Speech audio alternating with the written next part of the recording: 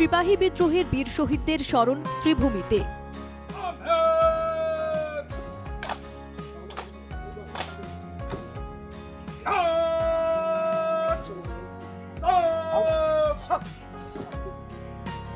শহীদ স্মরণে সাজিয়ে তোলা হলো গোটা মালেগড়কে।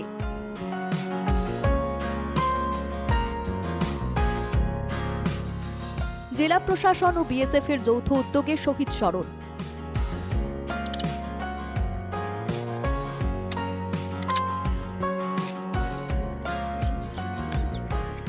সকাল 10টায় মালেগড়ের শহীদ বেদিতে পুষ্পাঞ্জলি অর্পণের পর 167তম শহীদ দিবস উপলক্ষে 167টি প্রদীপ প্রজ্বলন করে শ্রদ্ধা জ্ঞাপন করা হয়। বিএসএফ জওয়ানদের পক্ষ থেকে শহীদদের দেওয়া হয় গার্ড অব অনারও। এরপর আয়োজন করা হয় সর্বধর্ম প্রার্থনা সভার।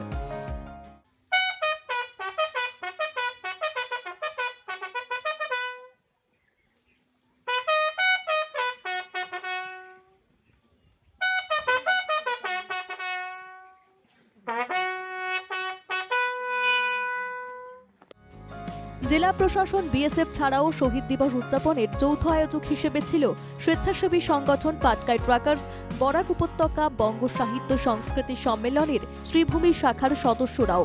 শহীদদের শ্রদ্ধা জ্ঞাপনের পর শ্রীভূমির প্রাক্তন সাংসদ মিশন রঞ্জন দাস জানান, যে সিপাহী বিদ্রোহ চট্টগ্রামত হয়েছিল, চট্টগ্রামের পৰা আমাৰ ব্ৰিটিছৰ সেনাবাহিনীত আমাৰ ভাৰতীয় যিসকল সেনা আছিল তেওঁলোক বিদ্ৰোহ কৰি ওলাই আহিছে আৰু এটা গ্ৰুপ আমাৰ ত্ৰিপুৰা হৈ ইয়াতে উপস্থিত হৈছে। আহি তেওঁলোকে ইয়াৰ মালখানাটো লুট কৰাৰ কাৰণে আৰু আৰ্মছ মালখানা আৰু মানে টকা ট্ৰেজাৰীটো লুট কৰাৰ কাৰণে আহিছে। এতিয়ালৈকে আমি জানো বিদ্ৰোহ কৰিব পইচা তেওঁলোকে আৰ্মছ লাগিব, তেওঁলোকে আৰ্মছ আনিব পৰা নাই, গতিকে তেওঁলোকে এইটো উদ্দেশ্য ইয়াতে আহিছে। মিশন রঞ্জন দাস ছাড়াও অনুষ্ঠানে উপস্থিত ছিলেন সার্কেল অফিসার জাগৃতি কালোয়ার, আইনজীবী দাইওয়ান হোসেন সহ অন্যান্যরা।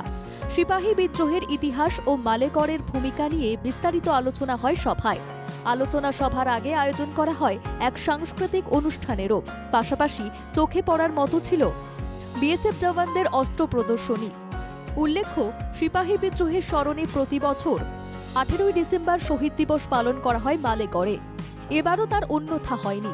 শহীদ দিবসে অংশ নিয়ে বিশিষ্ট আইনজীবী দাইওয়ান হোসেন জানান, 1857 সালের এই দিনটাতে আমার পিছনে থাকা লাতু মালেগড় টিলায় ভারতবর্ষের বীর সেনানী ভারত মাতার সন্তান 26 জন এখানে শহীদ হয়েছিল।